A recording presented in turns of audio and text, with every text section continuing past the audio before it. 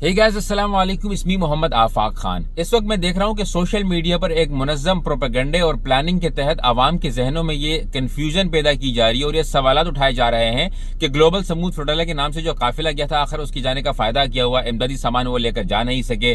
Senator Mushtaq Ahmad साहब भी गिरफ्तार हो गए। मुल्क के लिए और मसाइल देख लिए हैं। तो आखिर ये सब कुछ व्यूज और शोहरत के लिए था या फिर वाकई में इसका कोई मकसद था। कुछ वीडियोज भी शेयर की जा रही है कि भाई ये देखो, इमदादी सामान के लिए ले जाने वाले काफिले के जहाजों में तो इमदादी सामान ही नहीं था। इसी तरीके से सेनेटर मुश्ताक साहब की एआई वाली तस्वीर भी बहुत सारी सामने आ रही हैं। तो मैं आपको थोड़ा सा आसान अल्फाज में समझाता हूं। वो लोग तो बिल्कुल इस वीडियो से दूर चले जाएं जिनको सिर्फ तनकीद करनी होती है, लेकिन जो वाकई में कुछ मालूमात हासिल करना चाहते हैं इस वीडियो को आखिर तक देखिएगा।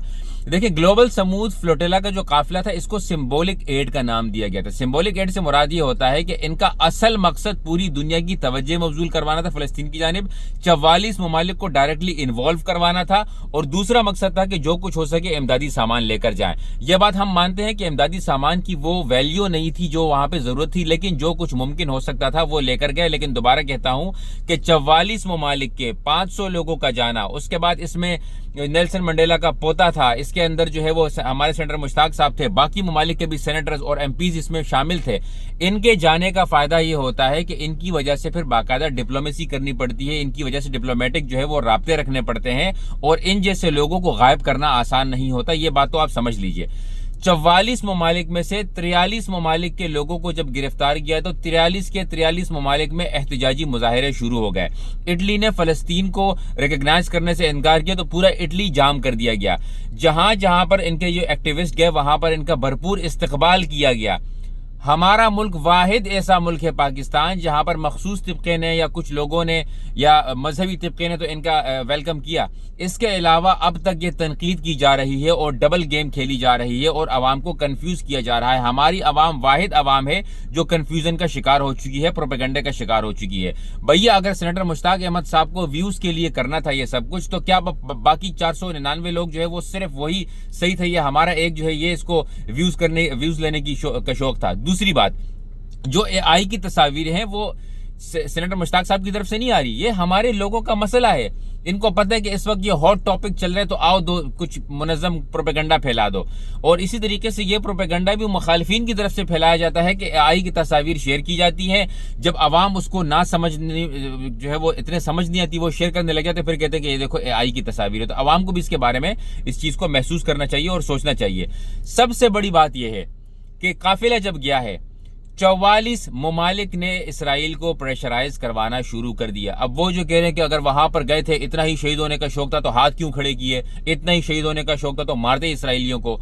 बेवकूफों, जाहिलों, सिंबॉलिक एड है। ये दुनिया को बताना चाह रहे थे कि भाई हम निहत्ते वहां पर गए हैं, हम वहां पर लड़ने नहीं गए हैं। ये दुनिया को इसराइल की वो मजालिम दिखाना चाहते हैं कि हम वहां पर सिर्फ एड देने जा रहे हैं और हम पर इतना जुल्म हो रहा है, तो सोचो वहां की आवाम पर कितना जुल्म हो रहा होगा। ये इंटरनेशनल रिलेशन होती है, इंटरनेशनल लेवल की चीजें होती है। आप इनको थोड़ा सा समझने की कोशिश किया करो। हर चीज जज्बात से नहीं होती है। जरूरी नहीं कि अगर एक बंदा शहीद नहीं हुआ तो वो वफादार नहीं है। जरूरी नहीं कि एक बंदे को अगर गिरफ्तार किया गया, उसको मारा नहीं तो वो गिरफ्तार नहीं, वो जो है वो लॉयल नहीं है। ग्रेटा थनबर्ग, इसको बाकायदा पकड़कर इसराइल का जबरदस्ती इसको फ्लैग किस करवाया गया। तमाम के तमाम जो इसमें लोग मौजूद थे, 500 लोग, उनके सामने मैकडोनल्ड्स और पेप्सी और कोका कोला रखा गया ताकि बॉयकॉट का मजाक उड़ाया जा सके। डू यू अंडरस्टैंड कि उनको कितनी तकलीफ है इसराइलियों को हमारे इन बॉयकॉट से, इन चीजों से। वो कितना मुनाफकत, कितना दिल में बुग़्ज़ रखते हैं कि यार किसी तरीके से इनके हर बॉयकॉट का, हर चीज का मजाक उड़ाया जाए। तो आप उनकी सफ़ों में न खड़े हों, उनकी प्रोपेगेंडे का हिस्सा न बने। सेनेटर मुश्ताक अहमद साहब होते या कोई और होते, हमें उनके लिए ऐसे ही स्टैंड लेना था। मुखालफत आपकी सियासी होगी, अपनी जगह पे रखे, और लानत है और डूब कर मर जाना चाहिए उन लोगों को जिनकी किसी से कोई सियासी मुखालफत हो या कोई जाती मुखालफत हो, लेकिन अगर वो किसी बड़े मिशन पे काम कर रहा हो तो तब भी उससे मुखालफत रखे। हमारा मसला क्या है? हमारा मसला यह है कि हमारी पसंद का लीडर बुरा काम भी करेगा तो हम कहेंगे शायद अच्छी नीयत से कर रहा हो। हमारी पसंद के लीडर नहीं होगा, अच्छा काम भी कर रहा होगा तो हम कहेंगे कि ये तो बुरी नीयत से कर रहा है। हम तो लोगों की नीयतों के मालिक भी बन चुके हैं और इसी वजह से आप देख सकते हैं कि 43 ममालिक के एक्टिविस्ट भी जो है वो रिहा हो चुके हैं। 43 ममालिक में जो है वो एहतजाजी मुजाहरे भी चल रहे हैं। एक हमारा मुल्क है जहां पर अभी तक जो है वो ड्रामे चल रहे हैं, इसके अलावा और कुछ नहीं हो रहा है। बाकी हमारी हुकूमत ने यस नो डाउट आवाम के प्रेशर में आकर इसके लिए बहुत उन्होंने सफारती काम करना शुरू किए हैं।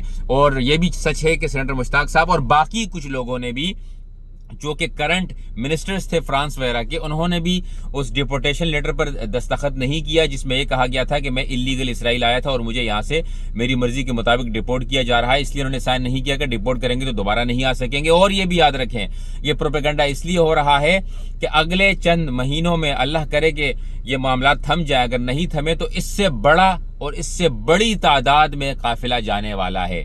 جب یہ 44 ممالک کے 500 لوگ گئے اور میرے خیال میں 50 کشتیاں تھیں، تو پلاننگ یہ ہے کہ شاید 200 یا 250 کشتیاں چلی جائیں، اور یہ تب ہی ممکن ہوگا جب ہم اپنی عوام کے ساتھ، جو لوگ وہاں پر جا رہے ہیں مسلمان ہوں غیر مسلم ہوں، انسانیت کے ناطے ہم ان کے ساتھ کھڑے رہیں گے۔ آپ سے گزارش ہے کہ اس ویڈیو کو زیادہ سے زیادہ شیئر کیجیے۔ جزاکم اللہ خیرا۔ السلام علیکم ورحمۃ اللہ۔